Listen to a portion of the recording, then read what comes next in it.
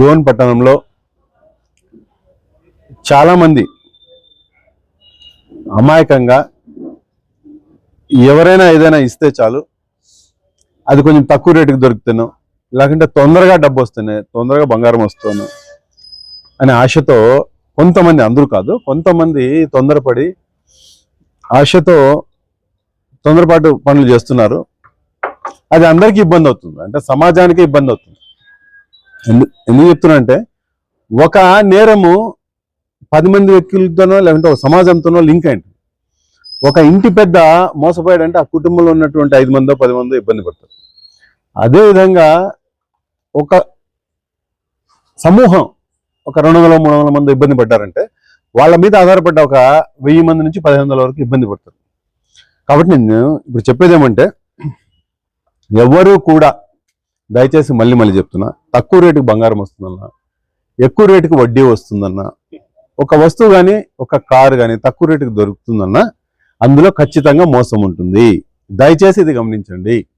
ఆశపడి తొందరపడి మనకు డబ్బులు వచ్చేస్తాయి, కానీ తొందరపడి మన బ్లడ్ అండ్ స్వెట్ కష్టపడి సంపాదించిన మనీని తీసుకెళ్ళిపోయి అక్కడ పెట్టి గుడ్డిగా నమ్మి మోసపోద్దని విజ్ఞప్తి చేయడం అనేది.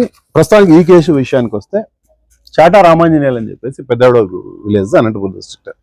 ఇతను మన కొత్తపేట డోన్లో సెటిల్ అయ్యాడు.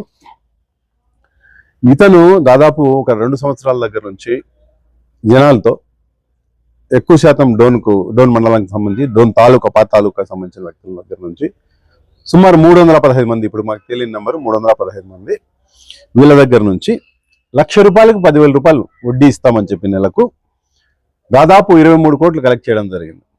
సో ఆశతో చాలా మంది, అంటే 1,00,000 ఇస్తే నెలకు ఆటోమేటిక్గా 10,000 వస్తుంది కదా అని ఆశతో చాలా మంది ₹1,00,000 దగ్గర నుంచి 40 లక్షల వరకు సుమారు డబ్బులు ఇవ్వడం జరిగింది. అంటే ఇండివిజువల్, ఎవరి ఇండివిజువల్, అది ₹1,00,000 కావచ్చు, 10 లక్షలు కావచ్చు, 40 లక్షలు ఇవ్వడం జరిగింది. సో ఇతను స్పీడ్గా వడ్డీ చెల్లించడం జరిగింది. ఆ వడ్డీ ఎక్కడి నుంచి వచ్చేదంటే ఒకరికి 10 లక్షలకి ₹1,00,000 వస్తే అది బయట పబ్లిసిటీ అయితే ఆటోమేటిక్గా ఇంకా 10 మంది కడతారు, కాబట్టి ఆ డబ్బు తీసుకెళ్ళిపోయి మళ్ళీ తిరిగి వాళ్ళకి ఇవ్వడం.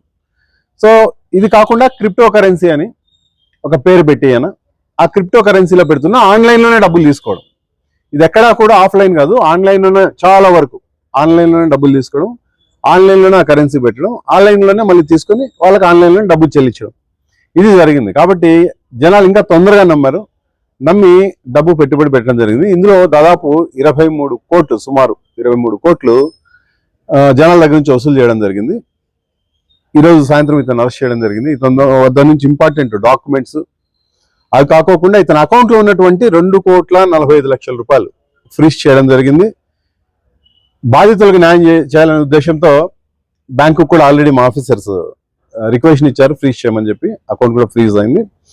సో ఈ అమౌంట్, ఇది కాకుండా డిపాజిట్స్ యాక్ట్ ప్రకారం ఇతని పైన కేసు కట్టడం జరిగింది. కాబట్టి ఇతని ప్రాపర్టీస్ ఏమైనా ఉన్నా అవి కూడా సీజ్ చేసి కోర్టు పెట్టడం జరుగుతుంది.